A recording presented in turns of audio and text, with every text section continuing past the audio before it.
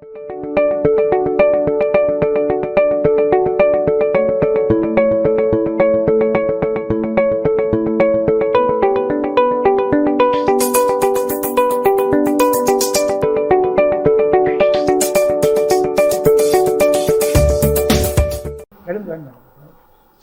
just as a quick background, we actually run a group of companies called 5F World, which is what I started after 25 years running public companies, AppTech and then Zensa Technologies. And 5F is primarily, we do research, we do skills, and we do investing in digital transformation. So digital is our main theme. So a lot of work that I personally do is in AI and analytics, and also the larger what we call digital success. In fact, we just wrote a very successful book called How Do You Achieve Digital Success, where somewhere down the line I'll talk about the 5 parameters we researched and said how does each one of them contribute to digital, and I'm sure we can discuss that. But as I said, primarily, and thanks to I think Chandra from Gabs, because they do a whole bunch of work in IT ops, and we really wanted to understand this whole AI in IT ops from Chandra, how it should be. But today is just a very open discussion because we are doing this as a series of roundtables around the country. We've done Mumbai, we're doing Delhi, quite a few. And the idea eventually is to consolidate, no names, in terms of what are the findings from these discussions and what do we think people will look forward to going ahead. So I think that's broadly where it is. We'll keep it very informal. We do have an initial session by Professor Nandan, which he will probably talk about his work and what he's doing. And then we will throw it open to 4 or 5 themes that we want to discuss. And I promise we will stop at 10:30. So you don't need to look at your watch, I'm looking at it. Nandan. Thank you, Ganesh. I think I have a cooler mic. Oh yeah, much better. I can do my at the end of the whole thing. No, this is too clean. I'm sure you can hear me. So, does he need a mic for any other purpose?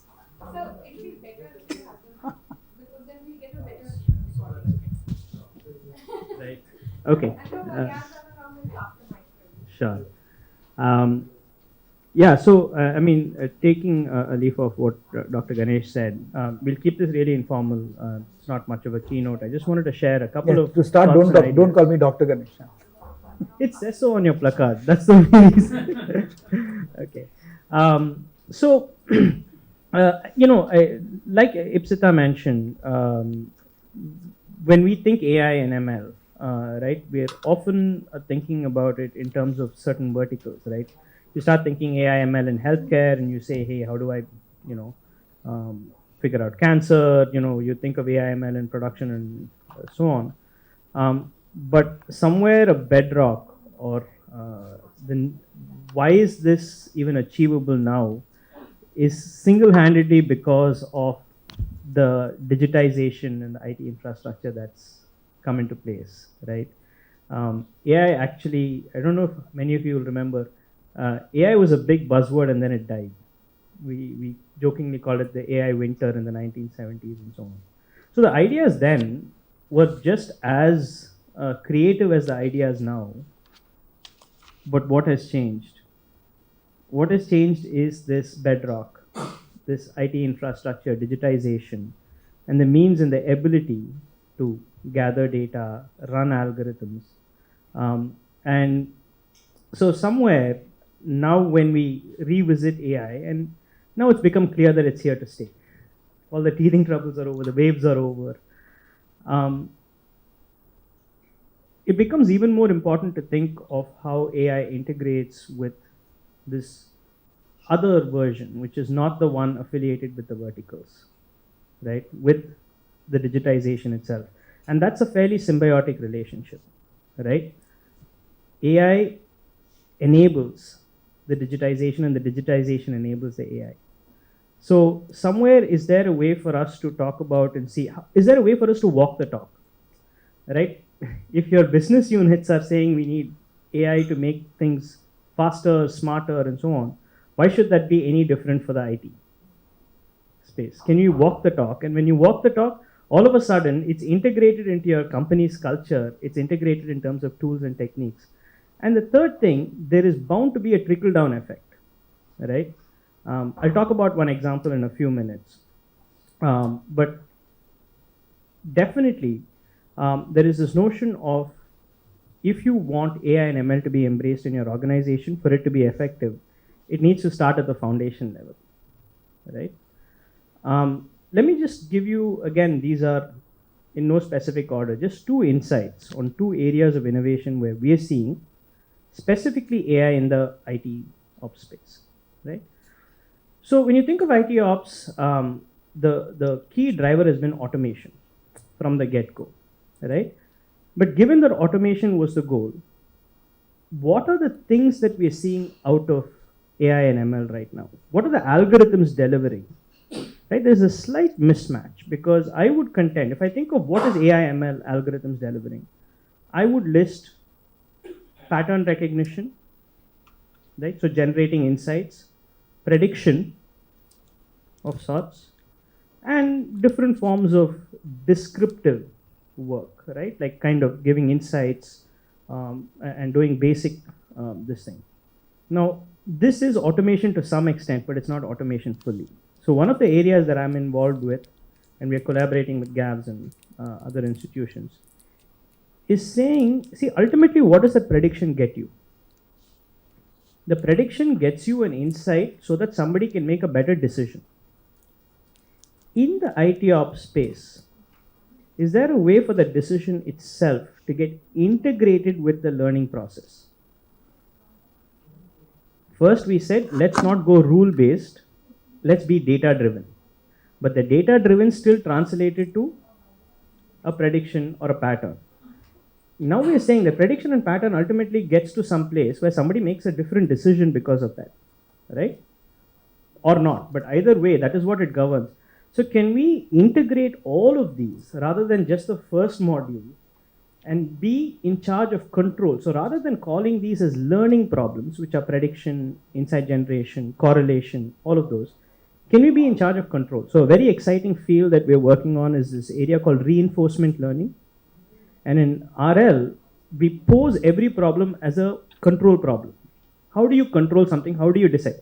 It's unfortunate the word control is used because it came from the robotics community. But the truth is, when I say control, keep it synonymous with decision making, choosing actions, choosing alternatives. So if that becomes the driver, the learning has to happen. So think about how a baby learns to operate or play with something. It does so by doing. And its end goal is control. Learning has to happen under the hood. It needs to learn the physics and the biology and everything before it's able to do this. But the baby never starts with, I need to learn the physics. And that is the gap that we are actually seeing in posing all ML and AI problems as learning problems. We're saying learning not for the sake of learning, but learning for the sake of improving, learning for the sake of control. And let the learning happen. It will have to happen if you have to control something well, if you have to make good decisions. And what better place to do this than in the IT services place, because there are many mundane tasks and decisions that are taken. It's not the same thing as having a robot do cardiac surgery. The implications are very different. So that's one area of innovation that I'm excited about, that we're seeing. Another is, despite all this buzz, we're in a sense doing away with off-the-shelf algorithms and models, right? When you get down to what we're seeing is even the state-of-the-art algorithms are now available. People to publish them in academic circles, the best deep learning architecture, there's a code base for it right now that you can download and use. So where is the value of this buzz field called AI? Like, where is the value proposition? It's in the fact that many of these off-the-shelf algorithms don't even make sense for a business. So you take a simple problem that we've been recently tackling, like anomaly detection, right? Something that a lot of us have heard. There are hundreds of algorithms out there. But what does an anomaly mean is itself a fairly fundamental question that needs to be one needs to dive into that. And its answers will be very different for different organizations.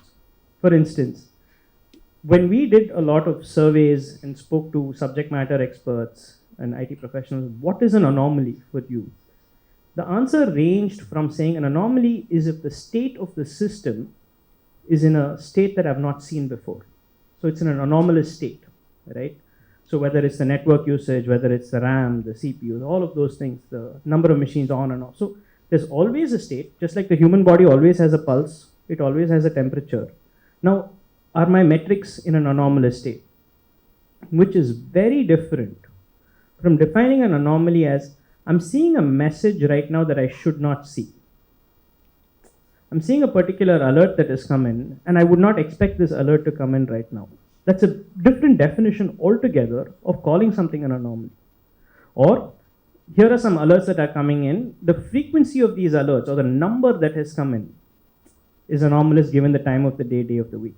So even something as simple, my pitch is to say AI ML, for it to be useful, for it to be effective, needs deep thought from the very beginning, not just in terms of the fancy algorithms that get put out there. And as a teacher, I see students continuously seduced by only the algorithms front, right? Which is what earns people accolades. But somewhere, for it to be meaningful from a business transformation standpoint, the second insight I wanted to talk about is the fact that nothing is just off the shelf. And if we are to make a revolution, it would mean taking that to heart and building that into our organization.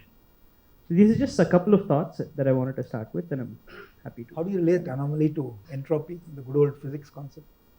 So entropy is some notion of overarching chaos in the system and the growth of chaos in the system, right? Anomaly, interestingly, requires not just order, but it's order surrounded by disorder.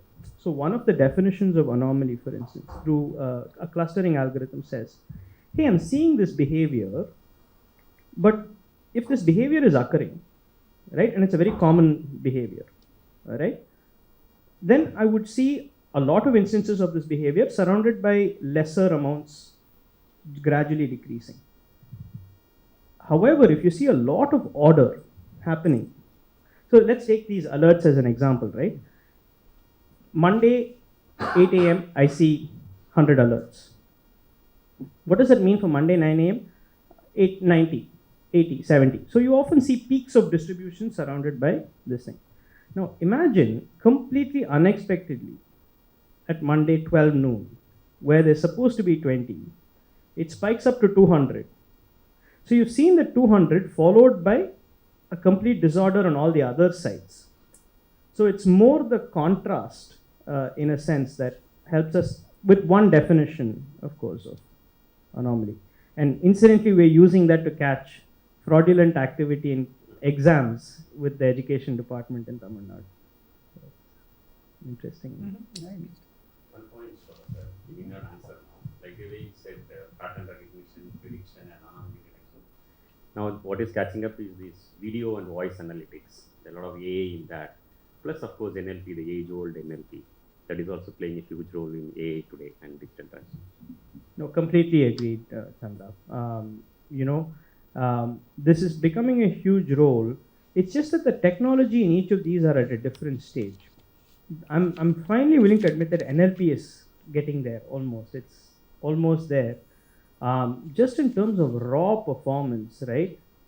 Again, it depends on the use case. Video and image are also catching up. Like we're doing some interesting projects of trying to identify which cow is a cow based on the nose image and things like that. Some places it seems to work well enough. But just, I guess my benchmark is a human being.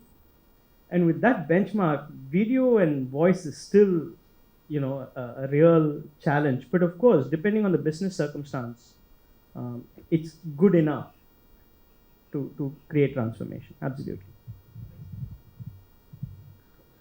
Any other quick thoughts on that? Can we, which I should have done in the beginning, can we start with a quick round of introduction? It will be helpful if each one of you can just say literally who you are. Sir.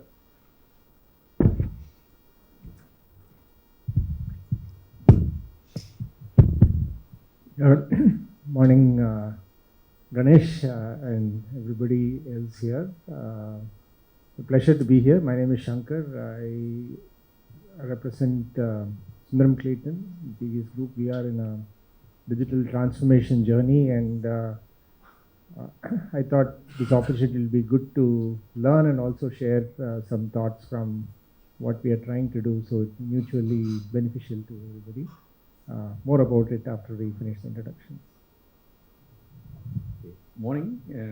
My name is Rajagopalan, and I am from Southern Petrochemicals Industries Corporation Limited. It's a short name called as SPIC, Fertilizer Manufacturing Company.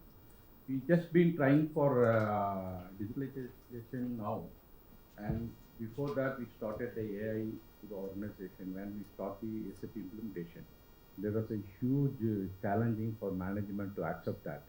So it has taken almost 3 years. Now that thanks to this COVID, where everybody wanted to work from home and make all this record on the laptop and other things, by default management comes forward and then asking Rajagopal, why don't you bring all the technology? So we started working on that, but AI or ML is going to be a very big thing for organization like us, manufacturing especially. And we have around more than 50 years plus machineries in the plant. So people started upgrading that or replacing that. So where we started integrating the entire communication to the system in SAP and other third-party software. Definitely, it's a very big challenge. And it should come from the top level rather than we take it forward to the down level, because down level people are accepting a young generation. Okay. When it is a top level, they are about 50 plus, where they said, why do you want to use it? Thank you, sir. That's useful. Sir. Good morning, everyone. I'm Sandil Kumar. The CTO for Shriram Capital Limited. Shriram Capital is the holding arm of Shriram Group companies, where we are predominantly into finance and insurance sector. So the biggest USP of us is that to bring digital to the unserviced segment in the country. So we are one of the largest asset-based finance company in India, where we have 1.5 lakh crores of assets under operational. So predominantly those are all truck drivers. It's not like truck owners. So we make drivers to become owners. So that's the main thing which we are doing. So definitely the reason for us to move a lot of things towards digital is that the turnaround time, the TAT has to come down. And second is that the biggest is that as Professor was telling, similarly like the mundane jobs, those things has to get reduced. And further we wanted to bring more technology so that we have to be ahead with the competitors, or at least we should try to retain our existing customers, because there is a huge competition in both in the finance and the insurance space. One side on the fintech companies being there, and the other side on the small bank finances, all those things. But for us the biggest challenge is that the technology companies who are coming to finance, why finance should not go to technology? So we have to bring a lot of technologies in place to be ahead in the market. That's the main thing. Thank you, We'll sir. discuss in detail. Mr. Swaminathan? I'll come back to Chandru later. He's anyway going to talk. Good morning, all. My name is Durga Prasad Swaminathan. I'm the CIO for Cholamandalam Investments and Finance, which is also an NBFC like Shriram. So we are also predominantly into asset-based financing and vehicle finance, just like Shriram is one of our biggest pieces. And like what you mentioned, since as a financial services pretty much deal with bits and bytes, it's not a physical product at all. So AIML plays a huge role for us on two fronts. One, on how do we grow the book? So how do we use it for pieces like underwriting and stuff like that from loan origination perspective? And once you grow the book, how do you improve the quality of book? So how do we say, can I have better early warning signals if somebody is going to go bad? How do I improve my collection efficiency? Those are the areas where we see, and there's a business buy-in, like Professor said. How do we make sure there's a buy-in across the company? So where we are able to show impact of some of these directly. And maybe, unfortunately, on the IT ops, we are still taking baby steps on the front. Good morning, everyone. I'm Satish, and I am from RR Donnelly, which is a Chicago-based organization, but in this part of the world, we are a BPO KPO organization. And I am responsible for the IT infrastructure and operations per se. And as Professor Nandan said, I strongly believe that the engineers or the techies need to do work that is more challenging than doing the mundane tasks. And we actually set on a path at least a year and a half back on how do I really automate at an IT operations layer. For example, right from the every organization has invested in a lot of tools. You have a lot of monitoring tools at every layer, be it network, be it servers, be it endpoint workstations, and each of them generate tons and tons of data. But who is really looking into it? You normally create tickets, but again, that tickets go unnoticed because the alerts. If you get thousands of alerts, no engineer would really look into it unless you really have a burning issue on hand. So we started thinking on those lines and wanted to really set on a path wherein, okay, is there or can I have a tool that could probably correlate all of these alerts and then give me a meaningful.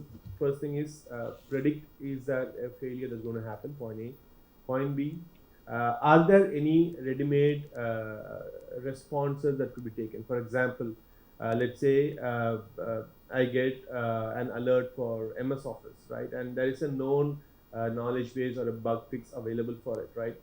All it needs to do is the engineer need to get an alert saying that, hey, this bug is available, can I go and install? The engineer has to just say, yes, go ahead and install, and it should get installed automatically, right? So we've been exploring on those lines with multiple tools. I think that's when this call really interested me. I thought, okay, why not we jump onto it and see how best we can derive benefit out of this meeting.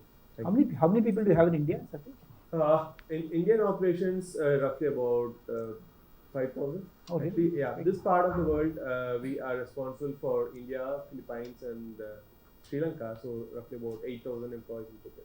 Oh, that's big. Generally, yeah, it's a Chicago based and about 40,000 employees. Great. Thank you. So let me open it up. And I mean, what we thought, we will discuss 5 themes, as I said.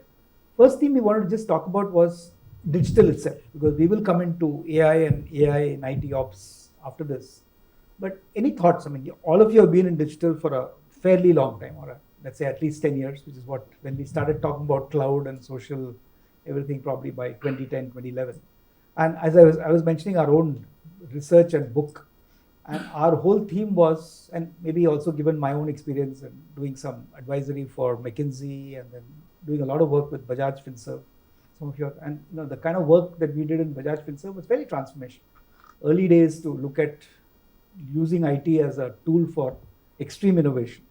But we did a lot of that. So what we kind of figured out, which we wrote about in our book, is first is this whole thing of journeys, that how can you really fashion new customer journeys enabled by digital. And it kind of translates in manufacturing into new supply chain journeys, which the whole country is looking at now, given the disruption by China and everything else. And new employee journeys. In fact, we even invested in a platform called Skills Alpha, which primarily enables organizations to manage their own learning. In fact, even employees to manage their own learning. Because AI can literally prod them, push them, and help them to succeed. So that was one part of it, the journeys part. Second is obviously technology. Because today, unfortunately, or fortunately, a lot of people think technology is the key driver of digital transformation. But in reality, I'm sure all of us know that technology is just one aspect of it. And sometimes there's so much of technology kind of coming into our face that we don't really use them appropriately, which I think you also kind of alluded to. The third, of course, is the good old business process, because I mean, I used to have a colleague with whom I wrote my first book called MS Jayaraman, right here in Chennai. And he used to have this wonderful statement saying that, look, the whole world will look at 5th generation technologies all the time, but we'll struggle with 3rd generation processes and 1st generation people, somewhat similar to what you said, sir, because people are just saying, oh, what's going on? I mean, all these jargons that are being thrown at me, how do I really implement it? So the business process re-engineering or the business network re-engineering, at least for large companies, is something that we're finding of extreme importance. So that's the third part. The fourth, of course, is the obvious one, which we'll come to. I mean, how are we progressing from traditional descriptive and dashboard analytics to much more of AI, machine learning, moving towards predictive, prescriptive, which I think all of us are experimenting with. I've still not seen some great success stories, except in the Amazons and the Facebooks of the world, of real world companies really going to all the way to predictive analytics. But I mean, if you have some, that's the purpose of this discussion. And last but not the least is culture. I mean, in the IT industry, we all talk about digital upskilling, reskilling, etc., all the time. But the fact of the matter is we're not skilling fast enough. And apart from skills, we also found that the 24/7 culture, if you will, of saying that, look, digital means you don't theoretically have a Saturday, Sunday off, because customer can be coming at you from anywhere, everywhere. And do we have methods, need not be human, but of responding in sense and respond as quickly as possible. So this is a broad thematic. So having said that, any thoughts on, what do you think? I mean, it may be in your organization, maybe in your own readings, maybe in your own personal thinking. What do you think makes digital successful in organizations? Satish, I'll start with you, go around the other way. Okay. Yeah, I think we'll probably start off with what you said. What is a digital asset per se, right? It's really very difficult for you to define in the current world what exactly is a digital asset. Like in the erstwhile world, an asset, anything that you have within the organization was considered as an asset, right? And later on, the finance team came back and said, hey, anything of this value is what I would really consider an asset. But according to me, any asset that could be identifiable in your entire IT infrastructure, you need to really track it. So what does it mean? Probably a network, a device, or a particular database that you have, or an application, or a desktop. But within a desktop, you might have multiple CIs, like configuration items. Yeah, some of them might be really, let's say a desktop is hosting an internal application for erstwhile, as I said, the first generation, second generation. Then that also is a digital asset. So the definition is something we have also been constantly looking into it, because many a times what happens, what you define is what you really follow. And when the definition goes wrong, everything goes wrong at the bottom. So according to me, anything that is identifiable in your entire infrastructure network is supposed to be a digital asset, and maybe you should start from there. So effectively, everything will become a digital asset. I mean, with microprocessors and sensors and Not beacons. necessarily. Microprocessor may not really be deductible in your infrastructure, right? Okay. So probably I would say you have your network, you have your server, you have your application, or you have your virtual server that's available. Those all would actually become that. But your sandbox may not really be identifiable in your infrastructure, because it's really under that. Under the audience. What is your view on this, Nandan? In terms of everything is a contributor to digital or not? Yeah, I mean, the way I kind of think about it is it contributing? I think, like he briefly alluded, It's much easier if you take a finance perspective to the whole thing, right? Like, is it an asset? Can be defined by whether it's contributing towards the bottom line ultimately, because otherwise it's a liability. I mean, you can see it, you can physically detect it, whether it's data or whether it's compute or whether it's a bunch of brick and mortar cables. Ultimately, unless it's contributing in some sense through a not so straightforward channel also, it might be contributing towards predictions, which are then contributing towards, but ultimately if you can seamlessly tie the whole thing down to how much value in rupees and dollars it's giving, to me that might become the easier, and that's also something that I'm seeing being done to some extent. I don't know how successfully or not. Okay, we need to push that. The only challenge out there, Professor, is like when you say it as a digital asset, finance folks don't really attribute a value to that. For example, I might really have an SQL database that would host multiple applications. But from a finance book perspective, the license for that particular SQL server alone would be in their books. Whereas the different applications that you really have might not really attribute as a dollar value for them. So that's where you need to really strike a balance between the finance. No, that's very interesting. So the application, if it is bought from outside, that becomes an asset. If it is built from inside, then that effort that gone in becomes an asset. Someday it becomes an asset. But when it actually depreciates over time, but actually the value of the application is actually better over time. We hope. Yeah. Shankar, what is your general view on digital transformation with your Sundaram Clayton experience and of course your consulting experience? So I have a slightly different Yeah. perspective here. So this Sundaram Clayton is on a digital transformation journey primarily because there is an end state that is to be driven, which is on the business side of it. And that comes from the fact that there is a big shift towards EVs, right, in the global marketplace. And that shift is going to drive a lot of structural component changes in the whole supply chain of EVs. Incident Clayton is one of the key suppliers of EV structural components to companies like Volvo and BMW. Okay. So there is a greater push not only for a quicker turnaround in design, but also to predict the consistency of the castings that come out. Remember that we operate these castings at about 700 plus degrees centigrade, in which case the tolerance to judge is today is very manual, right? And whether it is a composition of the alloy or temperatures at which you take the pour out from the foundry and pour it into the casting, there is a timing issue which cools it down and can change the molecular structure of the castings. So the ability to predict in a consistent way, which will then go back to the quality standards that international customers seek for change structural performance, is the business driver why we are going in for AI-based solutions. We started the journey about a year ago. The first phase was, what is given is the IT infrastructure is there in place. You have the networks, you have the servers and all that, but that is very traditional. And as everybody here said, it's an asset, but it's given, it's already factored. What is not factored is the data that is going to be coming out of the real foundry furnaces and casting and the pouring, the machining cells, etc. So the next phase of it is actually to connect them and start pulling the production data out.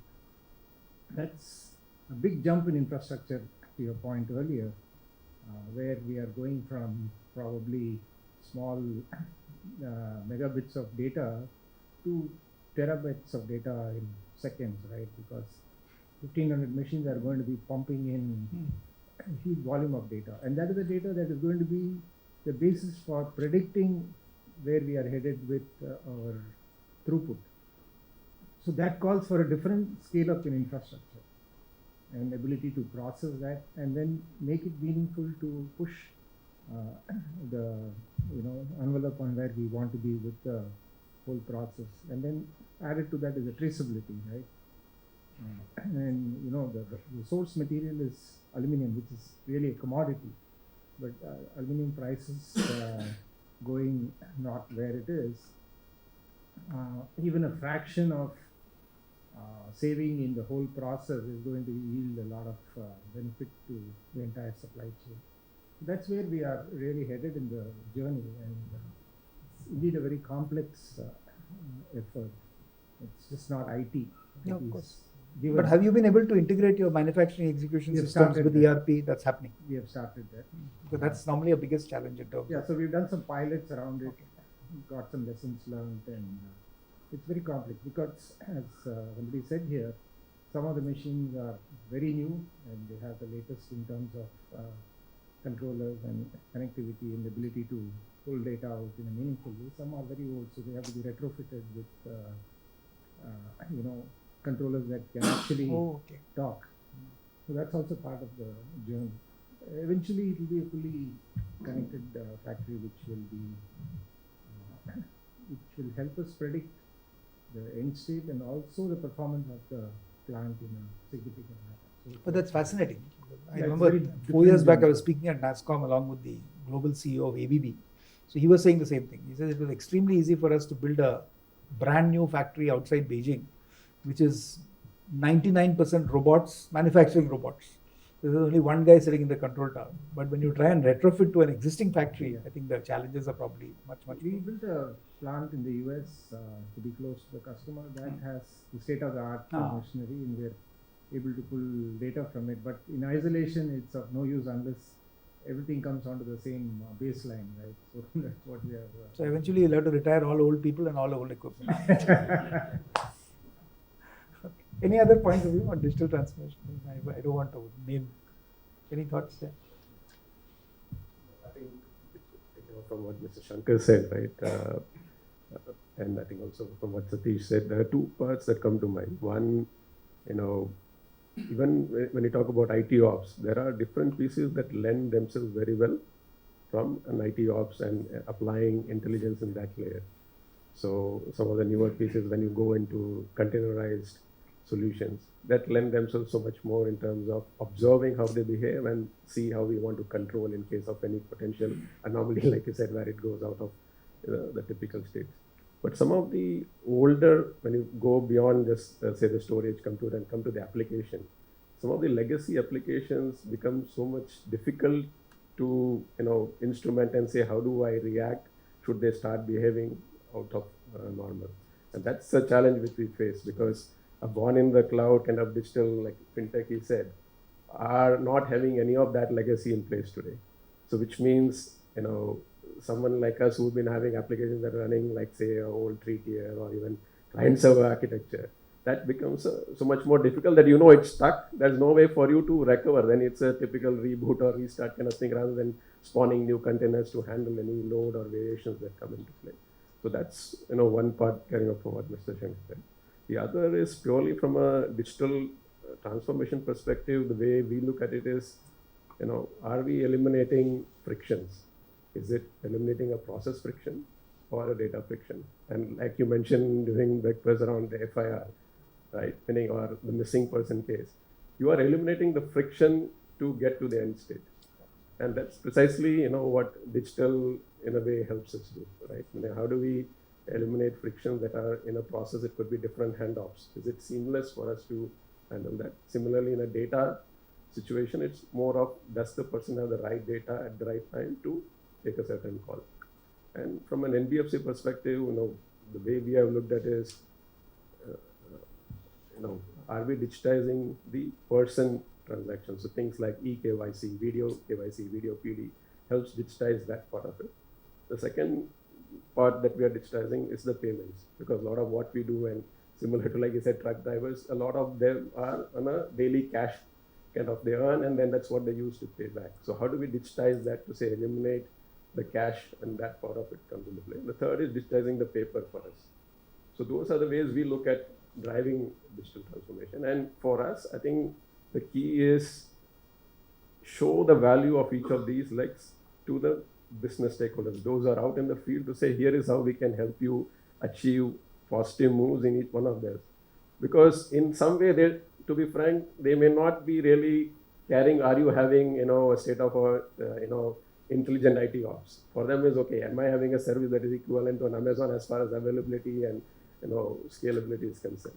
So once we show that value, then they come back and say, hey, what are you doing more? So then they become the, proponents of such changes within the organization. But are you using AI for fraud detection? And yes, so we do that. So from a pure, like I said, underwriting part, we are, how do we decide somebody is good to lend versus somebody may need some more collateral? That's happening. And same thing happens in our collection scenario, where we say who is a potential likely to default. So then we have, say, how do we treat that from a collection perspective differently? So those are the models that we have worked on. And there are some we are in early stages, meaning you would already heard of insurance companies looking at a video or a photo of a vehicle and deciding what is the extent of damage. So as a vehicle finance, we do repossess quite a bit of vehicles and may go back in a kind of sale and auction. So how do we show a video and a photo of such vehicles so that there's maybe intelligent valuation? Because sometimes the vehicle are very localized. So you may have a local dealer broker that monopolizes that market. But if you bring more information to the fore there, maybe it will give you better valuation. Okay, no, that's interesting. The same thing happening in Sriram? Yeah, definitely the daily the talk where we have with the senior management all are purely on the digital side. So how to improve, what are the areas where we have to do that. So the intention for us to go towards digital is that satisfying the customer and making customer job simple. Like the process has to get reduced and the disbursement of loan has to be simple. We could find out that a lot of areas where we do multiple authorization, multiple controls, all those things, where we wanted to make simple. And second is the ease of for making his loan getting sanctioned in the sense of exactly the applications like Durga Prasad told. We also have it's like a monolithic application. It's not so easy to change to a microservices environment. So those areas we are focusing more, so that could be like a cloud ready or like a hybrid cloud where we want to approach, where some applications can be on-prem and other can be on cloud. So these areas where we are thinking on digital. Second is on the infrastructure part. So I classify three areas. One is on the infrastructure, second is application, and third is services. So on the infrastructure part, we have a lot of server storage. Then now a lot of devices are coming in place, like we do have WAF, load balancers. Then we have multiple things. So earlier it was like a threshold based where we used to get alerts and then we have to do. Now some alerts are most of the alerts are becoming like a false positive, and when real alert comes we are missing, assuming it's a false positive. Like alarm which we get, like fire alarm, most of the time no one are rushing out. They are telling that go and check the machine, there could be some problem. So similar like that of culture where we want to come down, and we want exactly to pin down or to go in a micro level and find out where the issues. It could be on the queries or DLL or on these things. So how to make digitalized in that angle, like APM also we couldn't get a proper thing to control, because most of our things are home made application. It's all in-house applications. The core finance applications are all in-house. So there are pros and cons also on that side, on the infra. Third is on the services. How effectively I can service my customer. As I was earlier telling that they are all not like a tech savvy or a highly digitalized customers. They are truck drivers or the unserviced persons who they may not get loan from the bank, where we give them two-wheeler loans for them. For them also we wanted to ensure that the service has to be easy. Should not be like a toll-free calling them, getting things done like that. So we wanted to bring more bots there where they will speak in such a way that there is a customer from our side, where it will be a recorded thing, where he should not feel like that. So how easy we have to do. So these are the things where we are doing on-prem, and also we have taken product. And finally the biggest thing what I can tell, the challenges is that when we have multiple applications, the API, APKs where we integrate, that is creating a big problem to identify where the issue is, tracing that. When one application has multiple APIs, these are the things. No, welcome, sir. No, in fact, I completely resonate. I also chair the digital and IT strategy for State Bank of India. If you come to our what we call command and control center in Navi Mumbai, you'll think you've come to NASA, because you've got these 40 screens, all monitoring branches all over the country, and the number of alerts that come in are. And you think you have solved all of that, and one fine morning, Reserve Bank of India will say, this one was not dealt with in time. So, like, oh my God. So that's the volume of stuff that you're dealing. How about Speak, sir? What is your primary challenge now in digital transformation? Digital platform is very challenge. The reason is again the generation gap and other things. But we initiated a couple of things to prove that digital platform is going to help the business. One is this fertilizer is a subsidy based thing where the central government is defined that manufacturing target and then selling target and all. After a few years, few years back, they have come out with the option that the farmer has to buy the product, then only they can claim the subsidy. So earlier it was once you manufacture and dispatch to the warehouse, then you can claim for the subsidy. So the marketing team was challenging, where they come up with the option, how do we manage that? So central government has issued a POS device for selling the product to the farmer, and farmer has to have a Aadhaar card or some identity, and they have to use the thumb impression to buy the product. And there is a limitation, depending upon their land, agricultural land, they can buy 1 packet or 10 packets.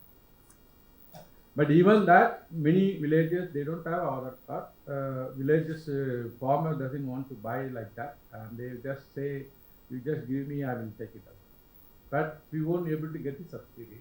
Okay. What we did is we digitalized the time of packing, and he introduced the barcoding where it gets scanned at the time of selling the product in the farmer side, and that's being integrated with the fertilizer portal automation, and then it become automatic subsidiary claim. So it was accepted. And when I start doing it for my plant and other things, they don't really that much of confidence and acceptance that no, we go ahead with that manual, we do it ourselves. Again, it's question of people who have been there in the company for 35. After retirement, there are people still working for 5-6 years.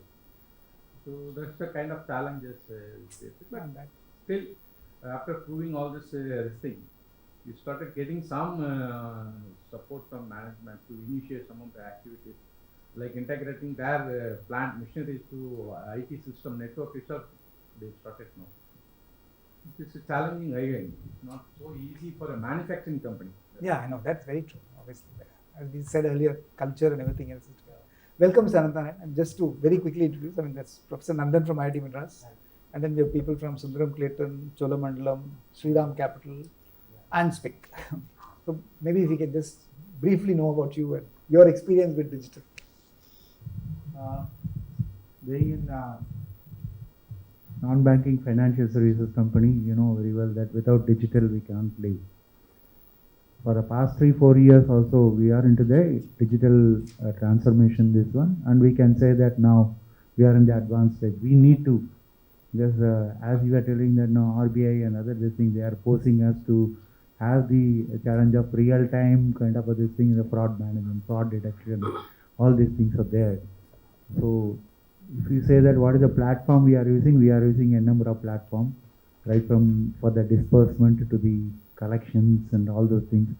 We use AML mainly for the collection scorecards, based on which we predict the customer's behavior, when we can go and collect the money, all those things. We have gone into that level of this one.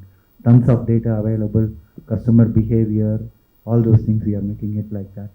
Right from that is the one, and another one is on the main, this one of AI is being used in the security and other areas, infrastructure management. Now we are moving into the DevSecOps and other these things, AI managed kind of these things for monitoring the entire we have got nearly 1,000 branches. Digital, being a traditional company, moving into a digital platform, everything you automated is more of a digital for us. Sure. So it's a massive kind of a thing. This pandemic has given us much more acceleration in the digital transformations. I can go on telling that now eKYC, CKYC, video KYC, all these KYCs are digital platforms and all it is going into. So there are a number of things we are doing it on that. So challenges really, it exists everywhere. If you are saying that, okay, the KYC authentication through Aadhaar and all those things, then there is a big challenge we faced. We thought that our software is giving problem. Simple this one, I'll tell you. When we get the Aadhaar number from them, we used to send the OTP to the person, the customer, to be customer.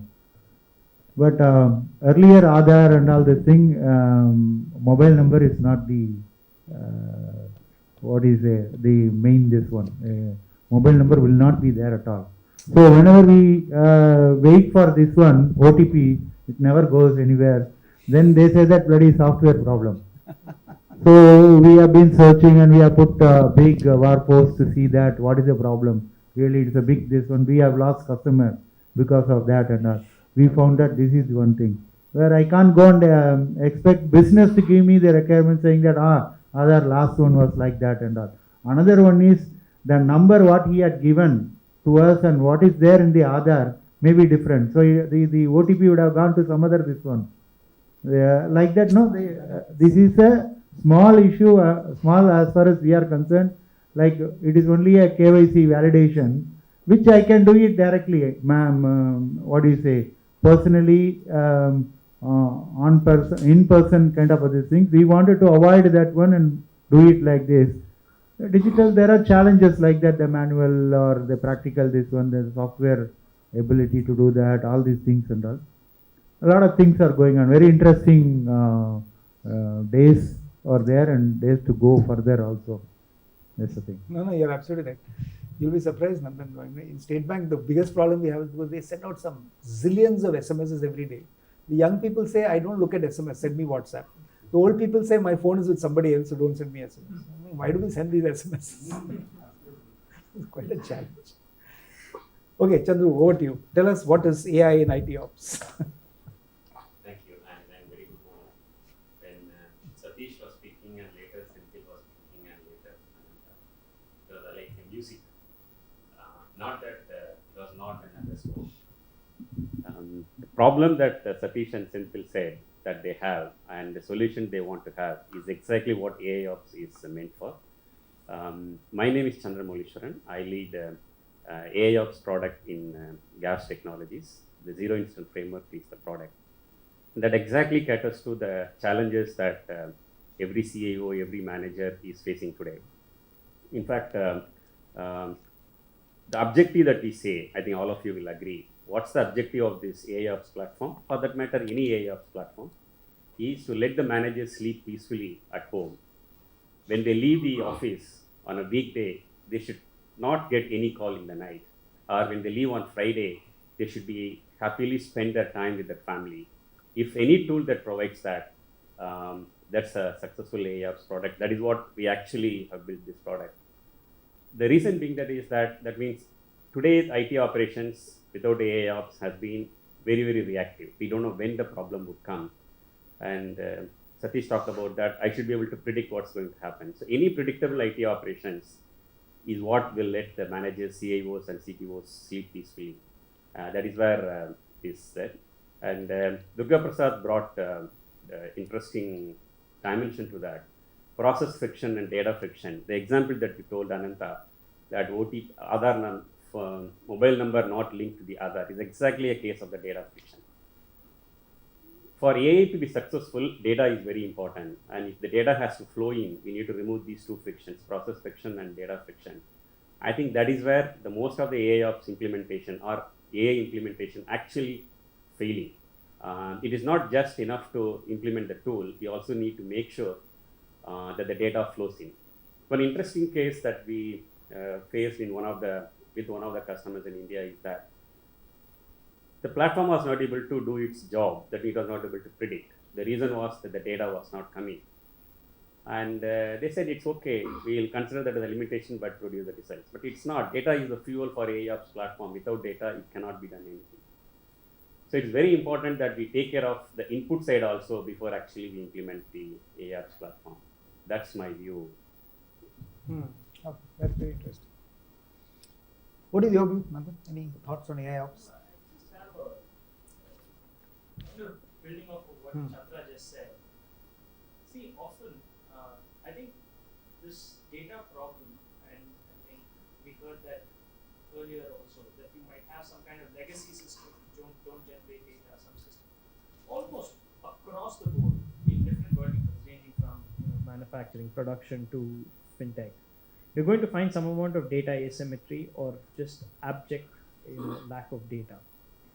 And we all agree where Mecca is, but what's the road to it? Where you want to get to this place where you have a functioning, smart AI system. And I have an opinion on this, but I would love to hear from everybody else because I feel I represent a different camp from you. Why? Academia, we get to.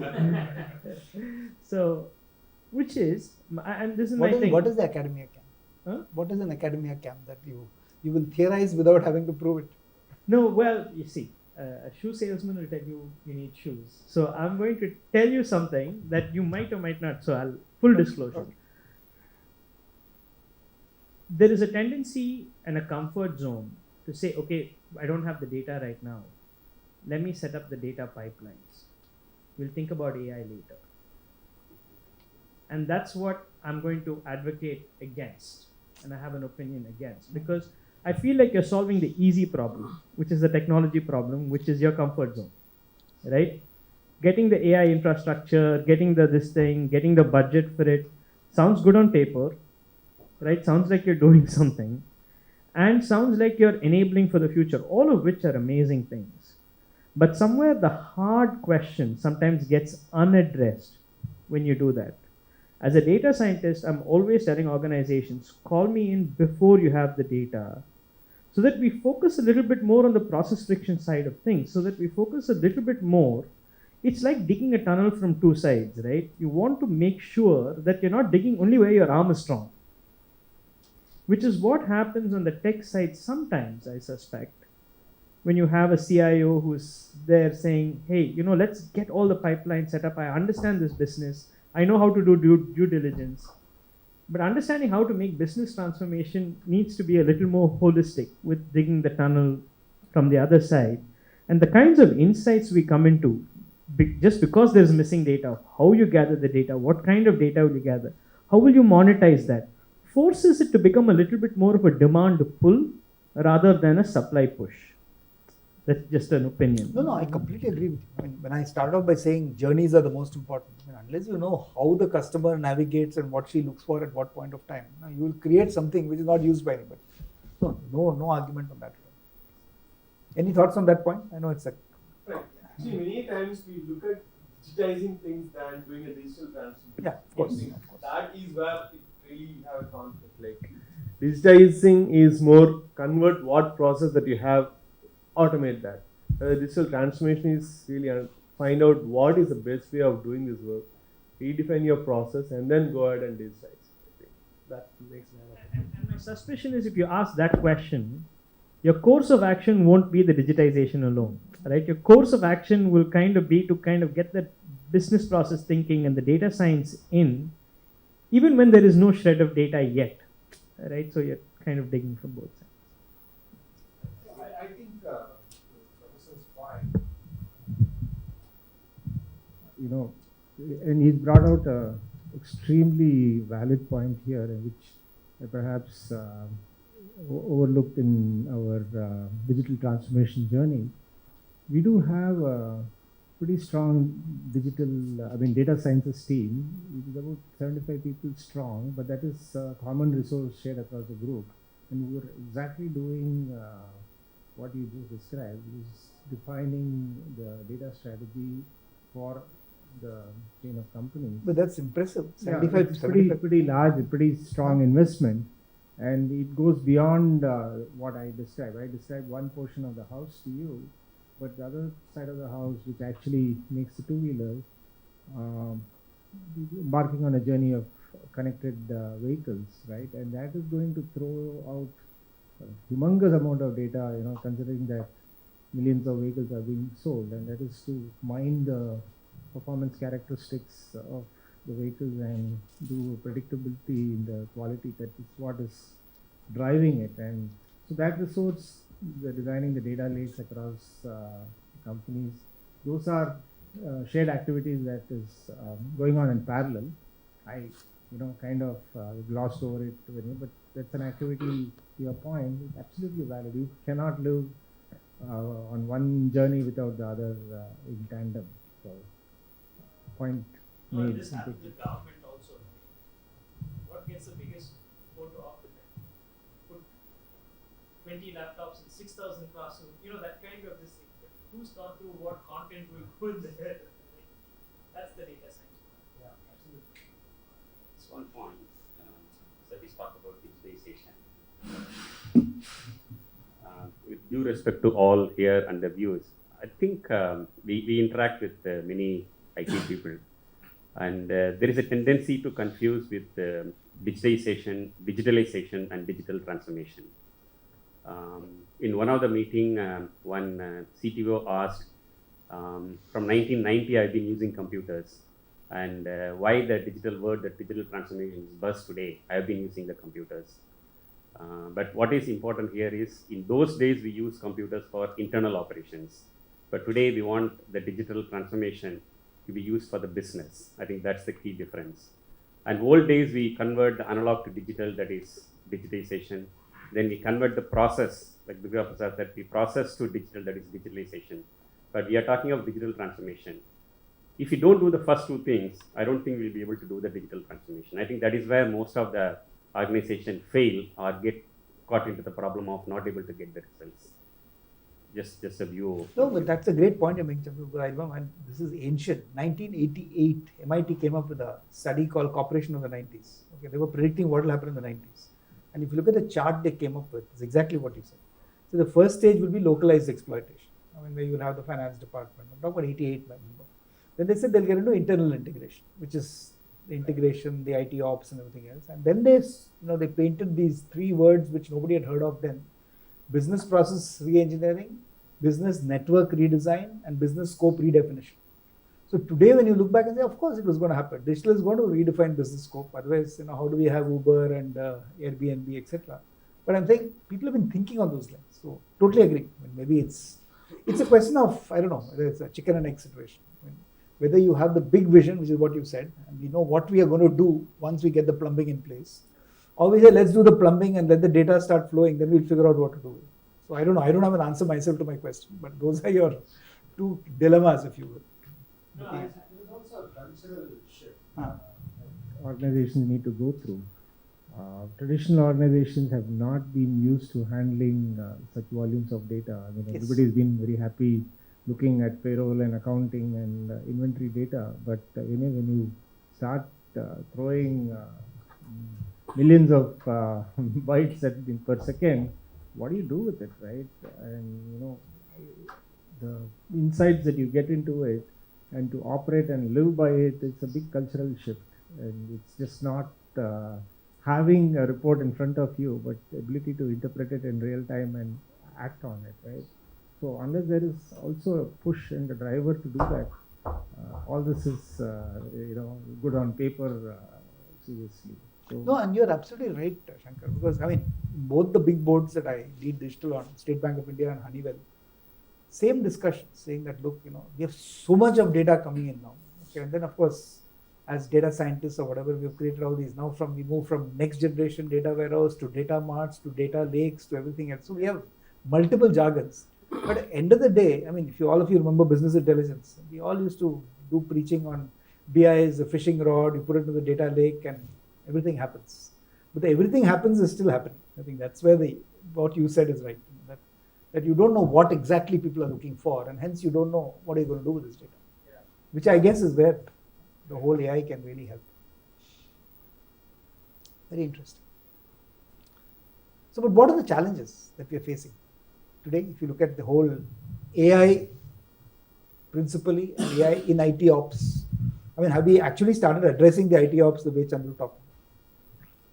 Yeah, so from one perspective that probably is not said but is lying there is, security. It's a huge risk that is also sitting there. As you open up, so much of data interaction coming in, you're also opening up the vulnerability. And if you are not able to address it in tandem, then you're really opening the doors for any kind of hacking to come in. And that calls for complete redesign, creating the demilitarized zones and investment in the networks, and to the point that we whether servers or software are assets or not, now everything is actually an asset which needs to be protected.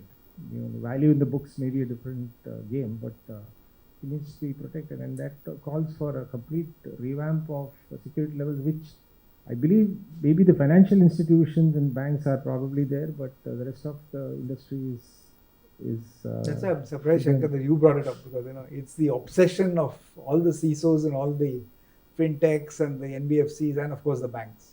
Yeah, it's a journey that is and in fact the point that we did was to get that straightened out first before embarking on this, because we know the moment we put 1,500 machines and start opening up those IPs, each one is a vulnerable position, right? And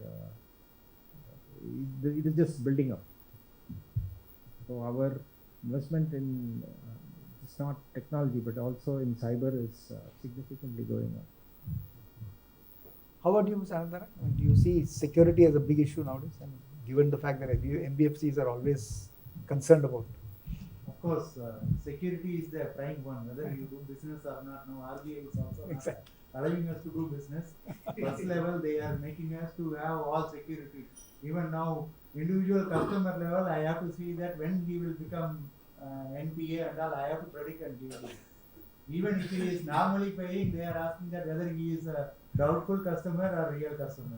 So I have to do all kind of analysis and all those things. As you are telling that the security ops, now we are looking at DevSecOps and AI based kind of these things.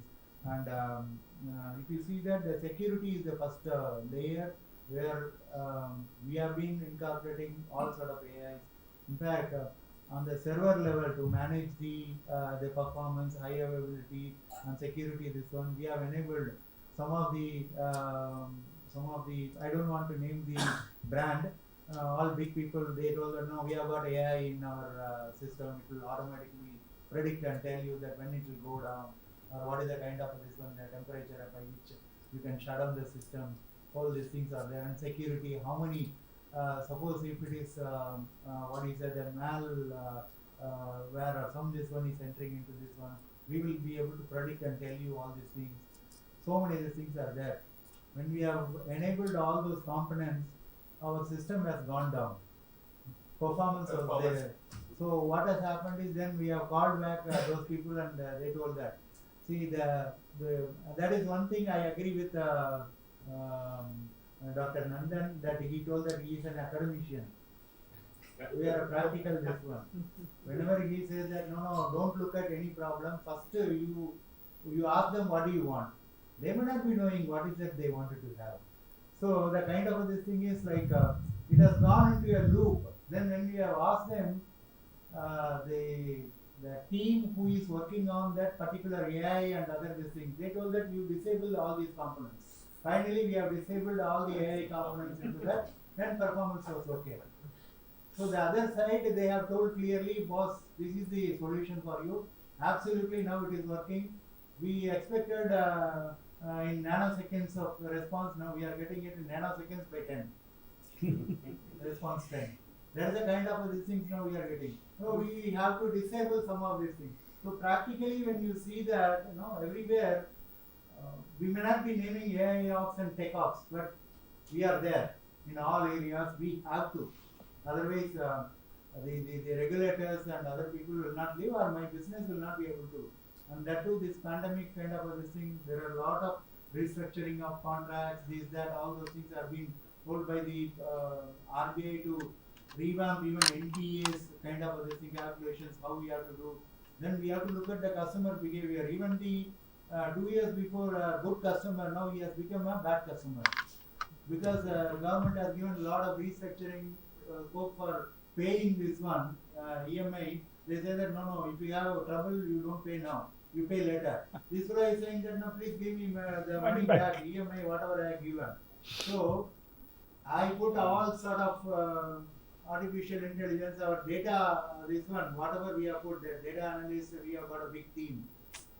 Whatever they have analyzed before, now it has gone for a task. Now customer behavior has changed. They are telling that no, you give me the latest data. I will analyze only with the 2 years data. I don't want to analyze the past data. Past data, all the customers were very good. They are paying. But the behavior has changed now only. So now customer behavior, if you take the huge data, then average this one, your ANOVA, the analysis of variance will go for a task. So we have to take the right kind of this thing. Now we are taking 100% sample. That is last year to this year data, fully analyze and say that what is the thing we are getting. So AI ops and tech ops, massively we are using it. We don't name it, or we don't have time to say that yes, we are using it. But zero incident framework, definitely we need to have. If we are not having, we are not there in the business. That's very, very. I want to Yeah, please, sir. react to it. An interesting case. See, one of the tenets of AIOps, so we made this presentation in one of the Gartner symposium. We listed some 7-8 key tenets of AIOps. One of that is the AIOps platform should be eco-friendly and least intrusive. if it is zero intrusive, it is better, but we have not found a system where it can be zero intrusive, but least intrusive, which means that it should not disturb the existing systems while it collects the data and process the data. The problem, what I could understand from what you said, Ananta, is that you have put the agents on the machines which needs to be monitored. So one of the best practices is to make it agentless. As far as possible, connect and collect the data rather than sitting inside and running it and collecting the data. I think along with that necessary data and a very clear business outcome, we also need to make sure that the AIOps platform should be least intrusive into the environment so that we don't get into this kind of problems. But how do you take care of the security aspects? Coming back. Security, yes, and thanks to our association with Professor, some of the things that he talked about, that anomaly detection, detecting the anomalous state of the equipment or the device, and detecting the anomaly in the series of events and alerts that are happening using the frequency-based algorithm, frequency-based anomaly detection. We are actually finding out in our platform, we are finding out those anomalies, and then we actually convert that as an alert and send it for further processing. So I think security, yes, it generates a lot of events and logs. Very simple, I think you must have heard this example. Like Ananta goes and works every day 9 o'clock from a particular IP address. You go to the table, there is an IP address assigned to that. And he always access XYZ sites. This is the normal one. The moment it sees that Ananta is accessing it from a different desk, which is a different IP address, accessing different sites which he has not normally accessed in the last, say, 2 months or 3 months, that's the anomaly. It actually picks up and flags it. Similarly, the other contrary. Typically, there should be n number of login within this particular time.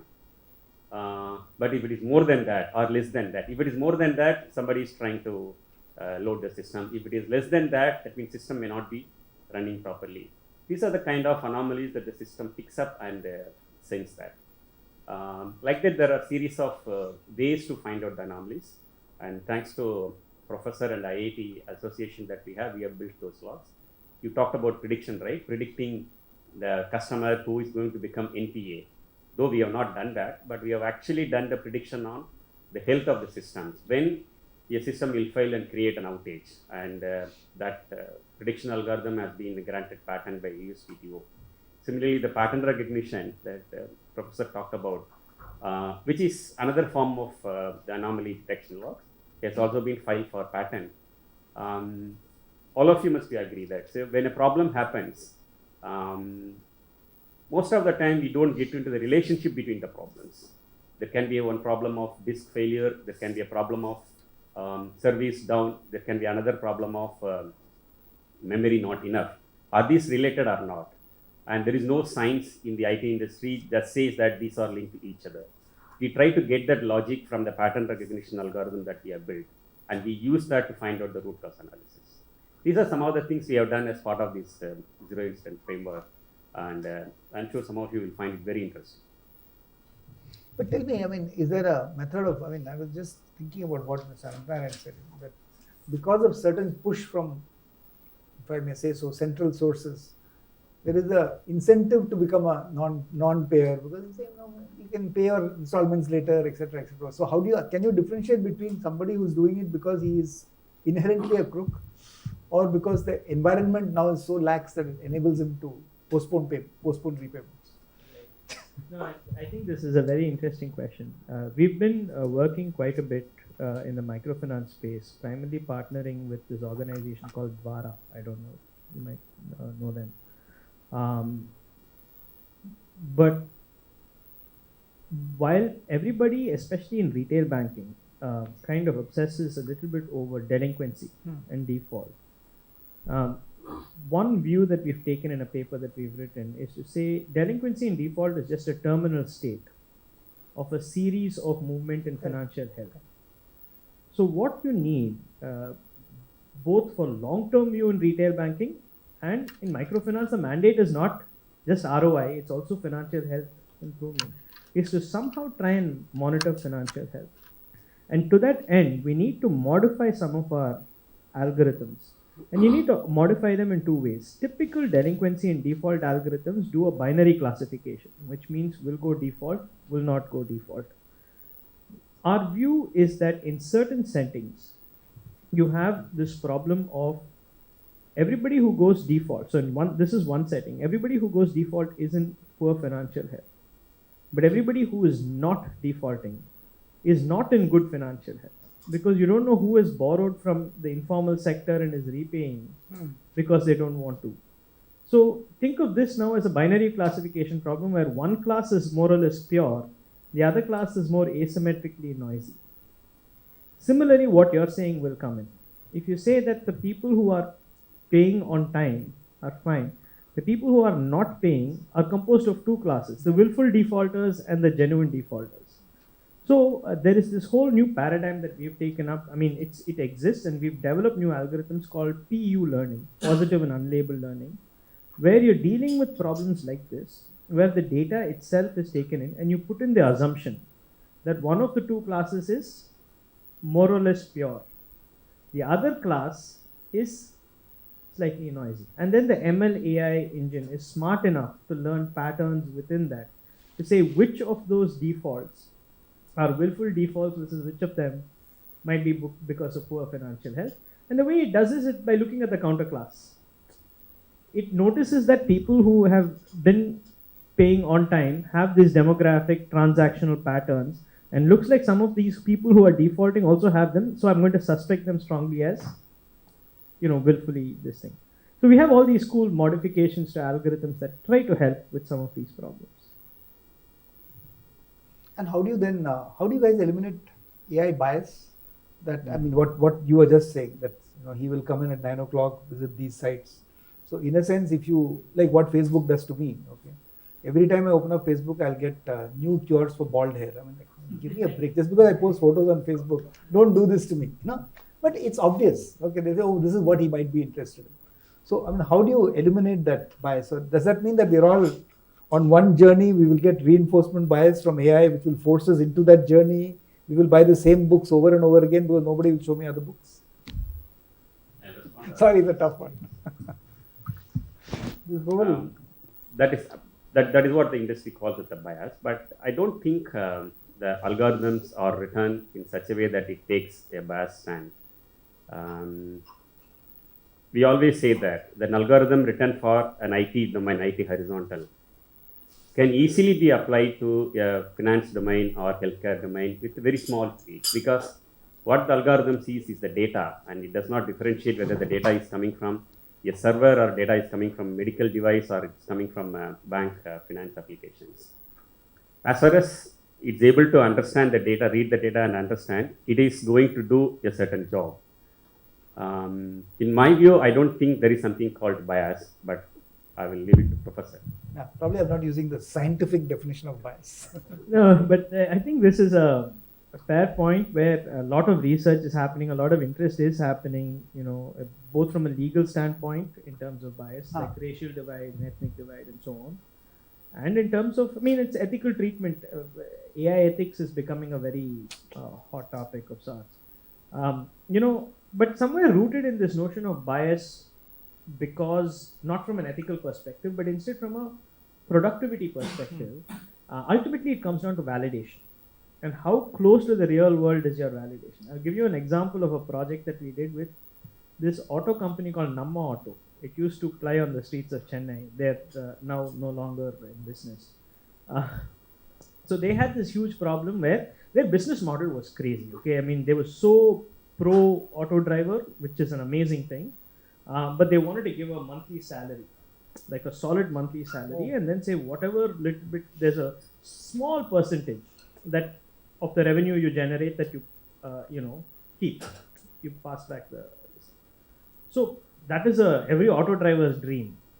He is happily sitting through the day, not this thing, and not to be biased. They put their bets on humanity, and and that unfortunately failed them in this case.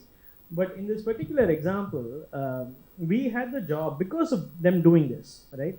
We had the job of trying to figure out where the auto driver was taking customers to, of sorts, right? And if you know autos in Chennai, they won't go by the meter. Now, these guys are benefiting hugely.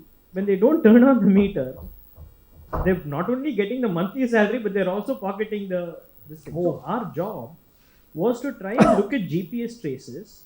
So there's GPS and GPRS. GPS tells you how the auto is going. GPRS is the meter being turned on and off.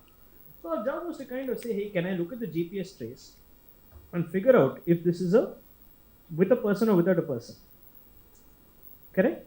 Because the way a person will drive for picking up Safari is very different from how the roads you'll take, the way you'll, the side. So a lot of those things. So it is a very interesting project.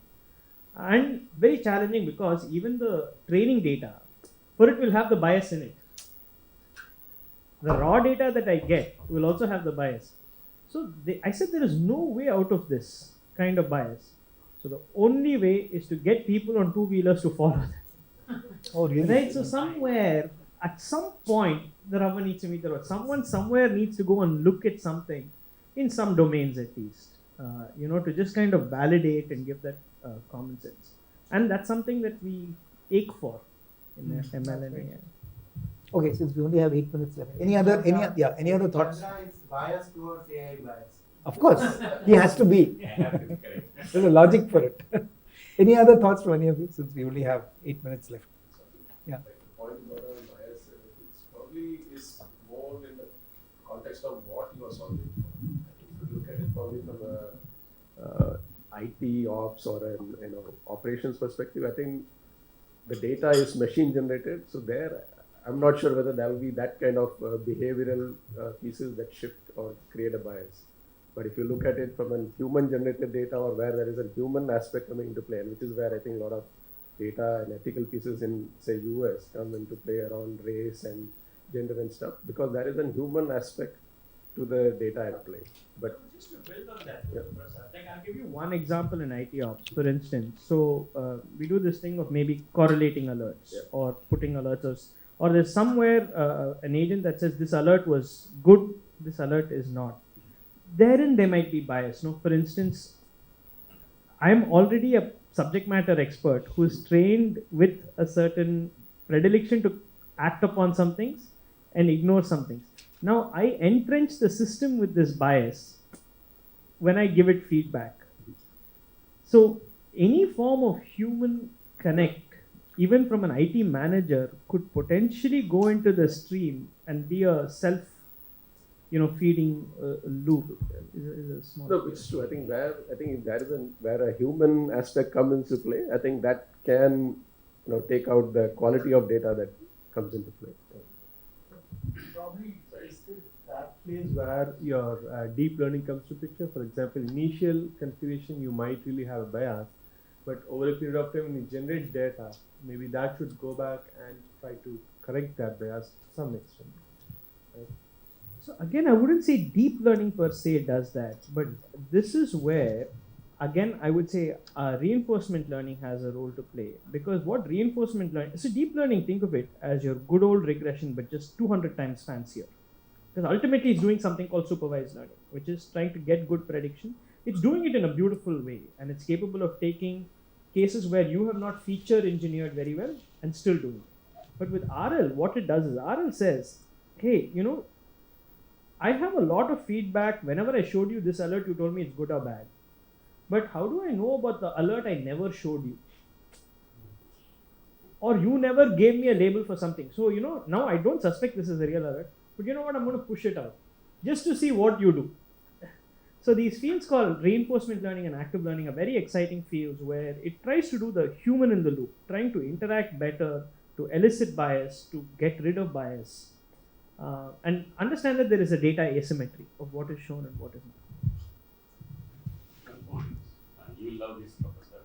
See, AI programs are written in such a way how human thinks.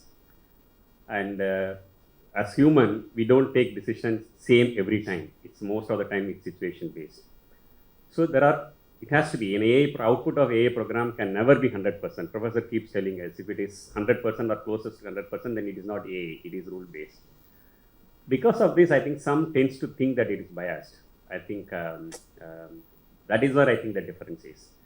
So it thinks like a human, so obviously there will be some differences. It may not take the same decision like it took yesterday because the situation was different.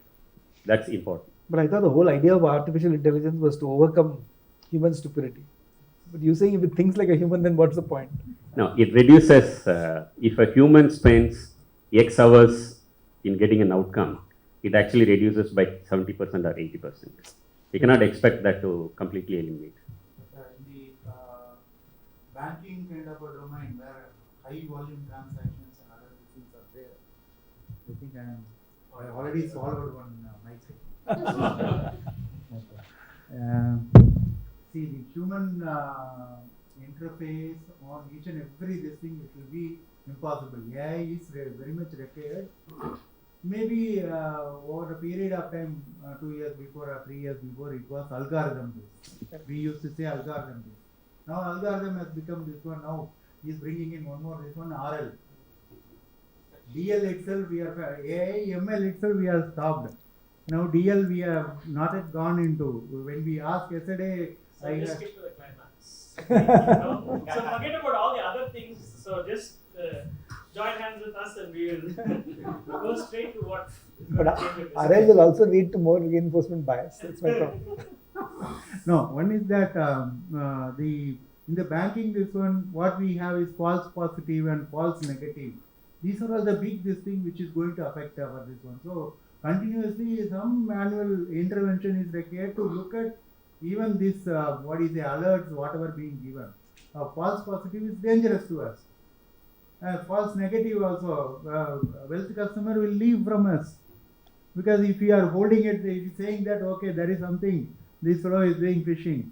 He is supposed to do it, you are saying that IP, no. He used to do it only from this particular IP. Now he is doing it from multiple IPs. Exactly. It has happened to our this one wealth managing this one. They are having it in 3 locations. Suddenly he had made it like, okay, please analyze and push the this one, ask the customer that the money or some other this one. So from 3-4 locations, the IP this one has generated this. So what has happened is this one was blocked, totally blocked for some time. Blocked in the sense it has gone to the alert, has gone to the top level because it is a wealth management. This one, crores of rupees, it is going on from multiple IP. He is supposed to run it from one IP, maybe a security issue.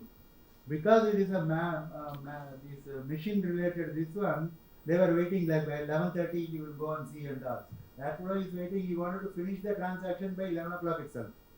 So 11:30 we have not yet decided that he is the right customer, he has done whatever he has done is right or wrong. Earlier, if it was in the manual one, definitely he would have seen that, oh, he is a wealth customer, yeah, we have to provide him immediately, instantaneously. Now because of this AI and ops and other this thing, today I have lost business. That's very interesting. Any other thoughts? One is the Yeah. challenges here is that on the tolerance. See, it will take time to mature. The product takes time, especially this AI course, no takes doubt. a long time. During this maturity, this gap, that will create a lot of confusion from the management side as well as the team members. One is for them the training. From partner side, what they claim and what real it is happening, no, it will not do it. But what I feel is that they should be very clear in explaining us, it will take this many months time to get mature. Many times what from our side the problem is that we go with the service model, that is pay by monthly or service. So the pressure is in such a way that we should also show the result. If it is taking 6 months or 5 months like that, the amount what we have spent will be a problem. Now everything is going from capex to opex. So the day in where we start, we wanted to get some returns on that. These are the areas where we need to bridge the gap. And another thing is that awareness from the management side also. What they also feel that once things are given, it will be over. That is not like fill in, shut in, forget it like that. So we have to do those things. So A is somewhat now everything they think that it is granted. It is not like that is what I want to share here. So how to reduce the gap of making it success or bringing more success is what we have to see. Now with crypto coming in and what do they call Yeah, it? Meta universes and alternative reality coming in. So Much more more complication. And that's what you told Philip Shattuck and forget it. At that time, John Wiltshire was there. Now also, we should have a joint venture with our top management and this one. They should understand our requirement. They should be patient enough to listen to us. Great, thank you very much. I promised 10:30 stop, we're stopping, but I mean, we are still here, so anything you'd like to. But thank you very much for coming. It was very nice, and thank you all for participating. That's the more important. So great, thank you.